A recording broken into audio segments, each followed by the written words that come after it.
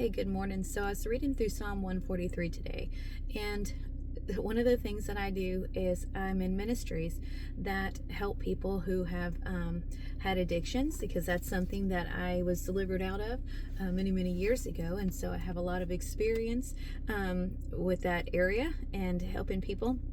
And also, I help people in a divorce care ministry because I have experience in that as well now. And so I see people and I deal with people who a lot of times have very heavy burdens, a lot of times who don't know what to do. There's desperation and confusion and sorrow and great difficulty, some self-inflicted, some other inflicted. Yeah, it really doesn't matter. It all hurts, right? So as I was reading through this psalm this morning, I could see the desperation and the sorrow in David. Verses 1 through 4, he's saying, "Hear my prayer, O Lord, give ear to my supplications." And he's saying, "In thy faithfulness, answer me, and in thy righteousness." And he's saying, "Don't enter into judgment with me. Oh God, be merciful, because in thy sight shall no man living be justified." And that's just the truth. Whether what you're going through was of you or someone else, we're all guilty before God, because we can't keep the law, right? He requires perfect righteousness, and there was only one person to ever fulfill the law and have perfect righteousness, and that was Christ. Then he goes on to say, the enemy persecutes my soul. My life has been smitten to the ground. I'm dwelling in darkness. My spirit is overwhelmed in me. Within my heart is desolate. So this is how he was feeling. He was very desperate, very sorrowful, very upset and hurt. So what did he do? He expressed that to the Lord, because God already knows how you feel. God already knows what you're thinking, what's on the inside. There is no reason to be deceitful on your end when you're dealing with God in prayer, when you're talking to God. He already knows.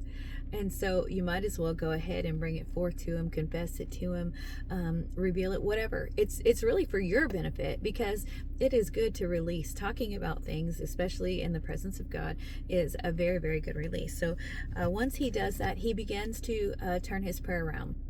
So he says, "I remember the old days. I meditate on all thy works. I muse on the works of thy hands." All right. And then he says, "I'm going to think about and meditate on all the things that you have done." Because here, the fact of the matter is that our entire lives have not been bad. There has been bad things that has happened throughout our entire lives, but man, there has been good things too. So much good, especially for a believer. If you're saved, the best thing that's ever happened to you has happened there. So he says, "I'm going to meditate on your works." He goes on to say, "I stretch forth my hands unto thee. My soul thirsteth after thee as a thirsty land. Hear me speedily. My spirit faileth. Hide not thy face from me, lest I be like unto them that go down to the pit." So now he's showing his spiritual need, because that's what it is. My soul needs your spirit. My soul, my spirit is failing within me. I can't handle this. I need help. I need more. And he realizes that there's no one else to go to but God. Holy Spirit is in us, and he's going to help us. He's going to sustain us. God's grace is enough. He's made ways of escape. There's so many things that God gives and promises to us, and David realizes that. Then he goes on to say, "Cause me to hear thy loving kindness in the morning, for in thee do I trust. Cause me to know the way wherein I should walk, for I lift up my soul unto thee." And really, this prayer is for that guidance, is for that help, is for that deliverance. And that's exactly what he needs. I need your loving kindness. He didn't say in this point, he said, "You're right, help my soul, help my spirit. I need your loving kindness." These are the things we need from God first and foremost, are those spiritual needs. Before any physical need is necessary, we need to be filled full and restored in our spirit, refreshed. It's like a refreshing, right? His mercies are new every morning. Then he goes on to say, "Deliver me from my enemies. Teach me to do thy will. Thou art good. Thy spirit is good. Lead me in the land of uprightness. Quicken me for your name's sake." That's another thing.